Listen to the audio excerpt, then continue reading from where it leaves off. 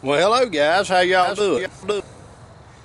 Well, it's early September here in the Piedmont, North Carolina, and it is time to think about starting to plant your fall garden. Now, we've done planted some of our stuff in the fall. In fact, I've got some mustard green growing and a few other things that we planted, but today I'm going to show you how to plant kale. And kale is very similar to mustard green. And the kale that I have today, I've got a smooth leaf kale, and I've also got a Russian red kale, and then I've got a standard, what they call a dinosaur kale. And what I'm going to do, I'm going to mix all mine together. When I come out here to pick it for a salad, or to have it, if we're going to, cook it down, boil it down, make some greens out of it, I just sort of like it all mixed together.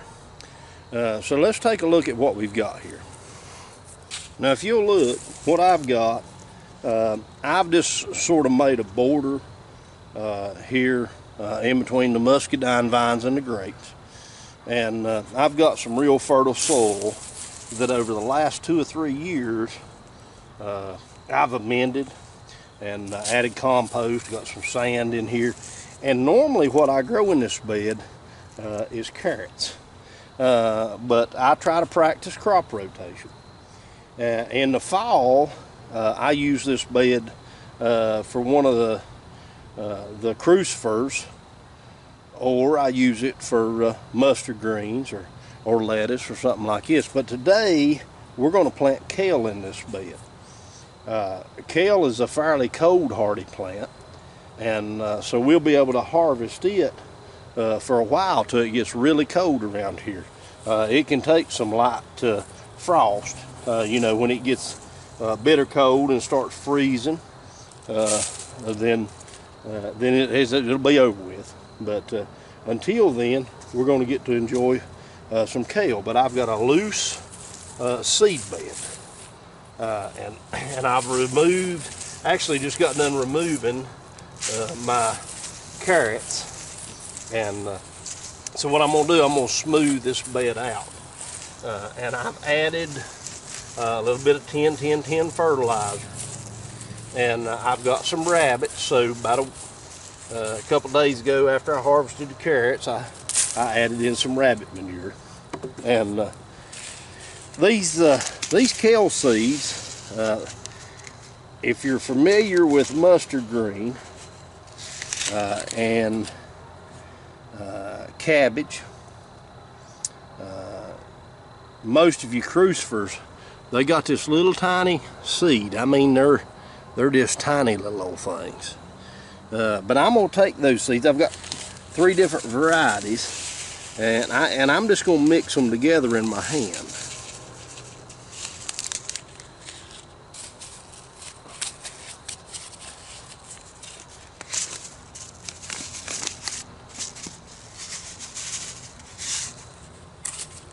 All right, so I've got them mixed up in my hand. There's a lot of seeds right there.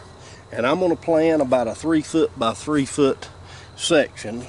But all you have to do, I've got my bed fairly level, is just, I'm going to mix them a little bit, and then I'm going to take these seeds and I'm going to hold them up high enough to where I can sort of sprinkle them just as even in this bed as I can. Now I'm going to overseed this bed just a little bit, because it's a whole lot easier to thin these out.